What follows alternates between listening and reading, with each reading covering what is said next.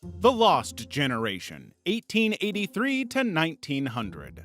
If you were born into this generation, you'd literally be celebrating your 17th birthday in front of the trenches, huddled down with mud covering your entire body as bombs and missiles fly across your head. Well, sadly, it was during this era that the nightmare and horror of World War I was in full swing, and everybody experienced the trauma and death that came with it. A whopping total of 8.5 million people lost their lives in this war, and another 21 million went home with irreparable injuries. As if growing up and losing all your friends and family in a war wasn't enough torture, they were once again hit with the Spanish flu pandemic of 1918 that killed over 50 million people worldwide. Honestly, it was like a morbid game of death, and one thing was bound to kill you. And all these constant L's threw this generation into the early beginnings of the Great Depression, which consisted of a high rate of unemployment, insane abject poverty, and a general sense of hopelessness. These guys were called Lost not because they couldn't find their way home after a wild night out,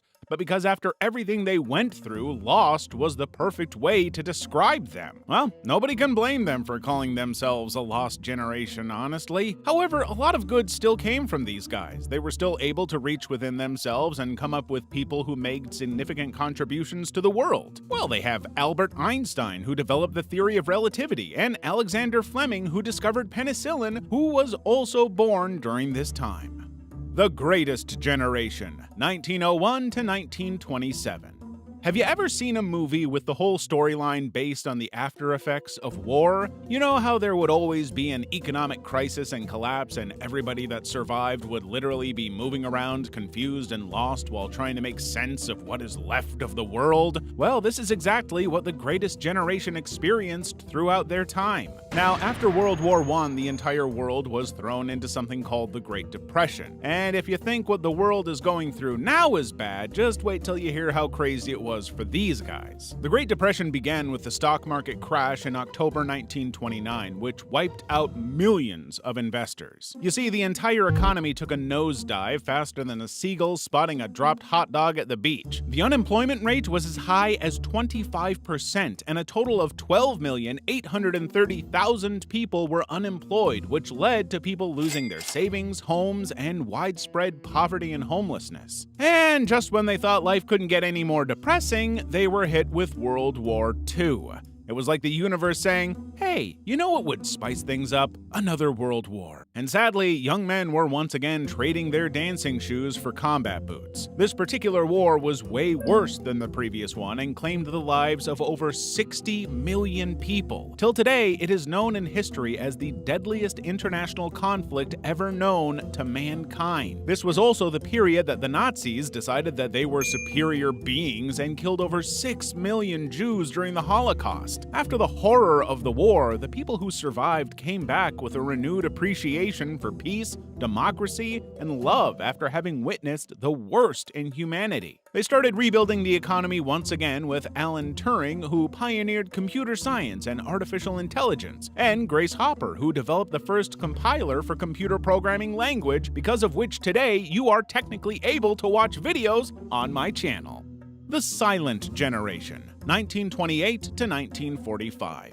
Have you ever wondered why your grandparent is such a strict, disciplined, no-nonsense man? Well, it might just be because they grew up as the Silent Generation, where the after effects of World War II and the Great Depression shaped their entire lives. If you grew up in this period, you didn't just talk the talk, you would also walk the walk, even in the rain, in the sun, or in the snow, without complaining. Or if you did complain, you did it very quietly. You were born in an era that survived the worst economic downturn, so you were basically the people tasked with making the world better again. Imagine being in school and worrying more about rationing than recess. These guys didn't get to live or experience their childhoods to the fullest because they had to grow up so fast, learn to take responsibility, be frugal, and work hard out of necessity. You didn't do it because you felt like it, you did the work because you had to survive. This is why most people from this generation are super hardworking, strict, and very old-fashioned. You could say they were into vintage before hipsters made it a thing. They became called the silent generation not because they were mute, but because they were modest and didn't whine or complain about anything. While modern social media encourages us to share every meal and mood, the silent generation would have probably seen a post about avocado toast and said, "Back in my day, we were lucky to have toast." Baby boomers, 1946 to 1964.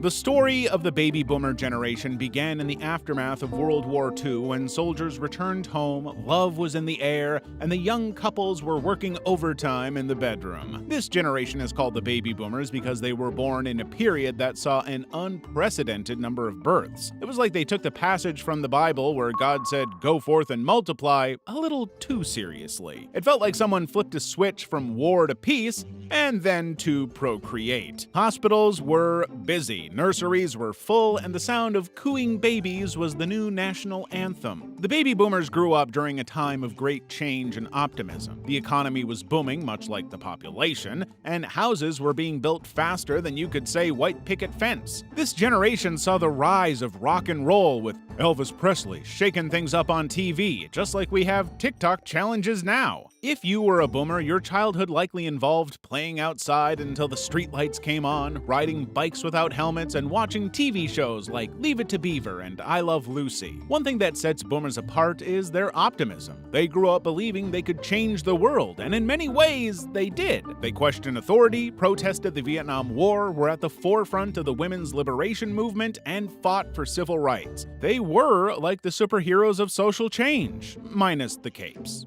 Generation X, 1965 to 1980.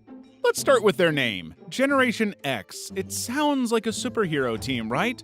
But unlike the X-Men, these Xers don't have superpowers, unless you count their ability to survive without the internet and phones for most of their childhood as a superpower, which, let's be honest, it kind of is. Generation X are the ones who grew up with MTV, the original Star Wars trilogy, and the ever-present threat of nuclear annihilation. In short, they were the guinea pigs for modern pop culture and the end of the Cold War. One of the greatest traits of this generation was their independence. They're often called the latchkey kids because many of them came home to empty houses after school because their parents were busy working. This led to a generation that's self-reliant and adaptable. These guys entered the workforce during an economic downturn and are known for their resourcefulness and resilience. They witnessed the rise of the corporate ladder, but were also the first to truly embrace the concept of work-life balance. They're the generation that said, "Wait a minute, there's more to life than just work?" And then promptly invented casual Fridays and telecommuting. They worked hard and played harder, often simultaneously, and were honestly the original side hustlers,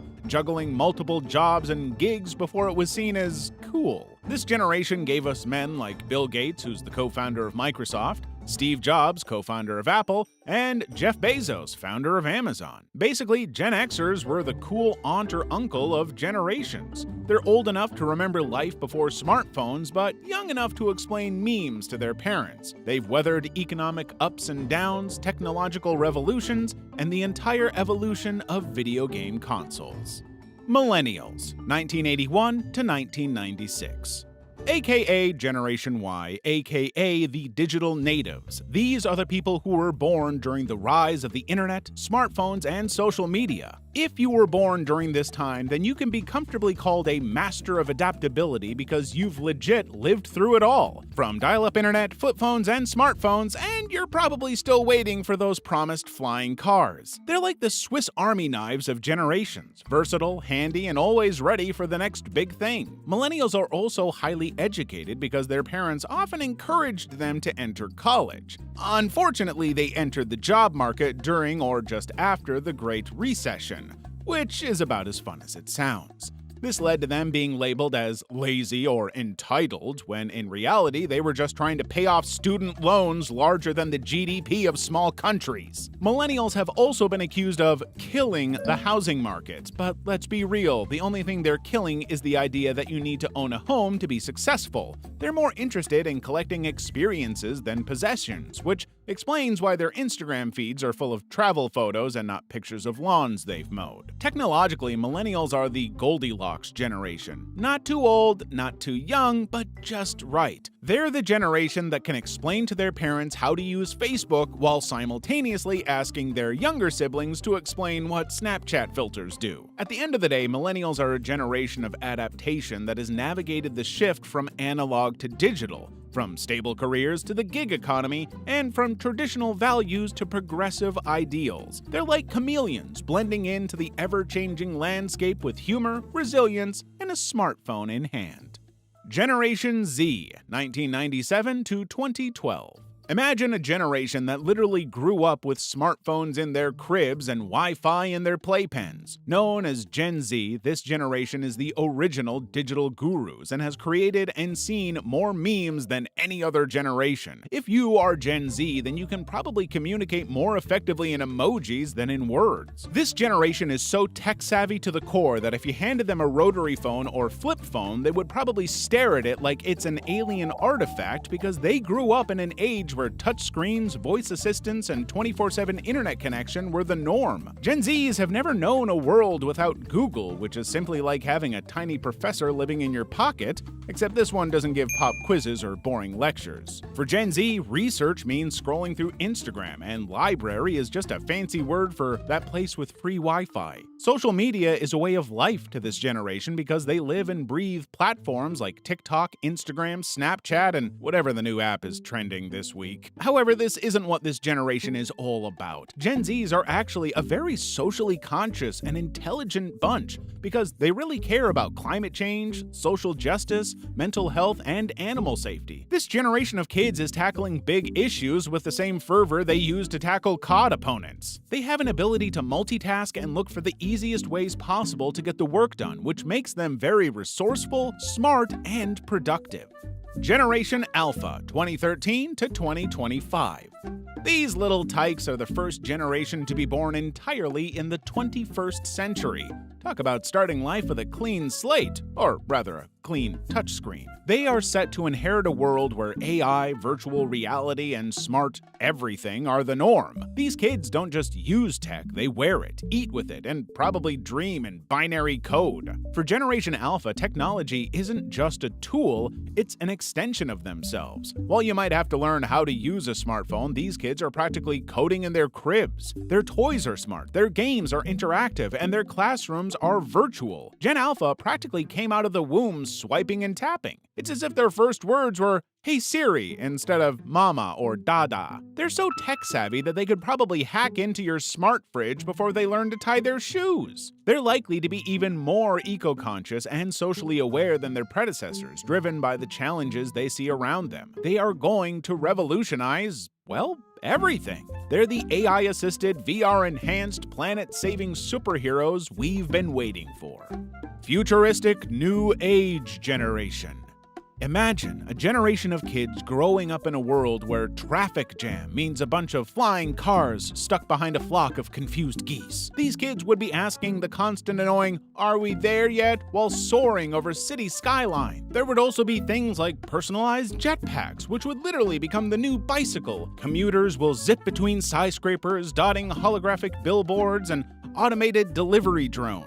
I mean, rush hour would basically look like a chia tick baller of human fireflies. These future kids won't have their heads stuck on their phones or in the clouds because there will be Neuralink by this time. If you forgot to study for a test, then there's no need to panic. All you need to do is download the information straight into your brain. Schools would even offer thought loading sessions where students can absorb entire subjects in minutes. Beware though, because daydreaming in class might accidentally broadcast your crush to the entire school. With Neuralink, language barriers would also be ancient history. If you're lucky enough, someone might even decide the language of animals' language, so you can finally know what your cat really thinks of you. This generation would also witness a time when humans would develop colonies on Mars, which would be an exciting mix of cutting-edge technology and age-old problems. Some kids born there would even view Earth's blue skies and vast oceans as exotic travel destinations. Long-distance relationships would take on a whole new meaning when your boyfriend literally lives on another planet. The future generation would look back at this era with a mix of amusement and awe, just like you view the early days of computing and aviation. Things would be so different and yet so much more amazing. Who knows? Humanity might even visit the stars soon.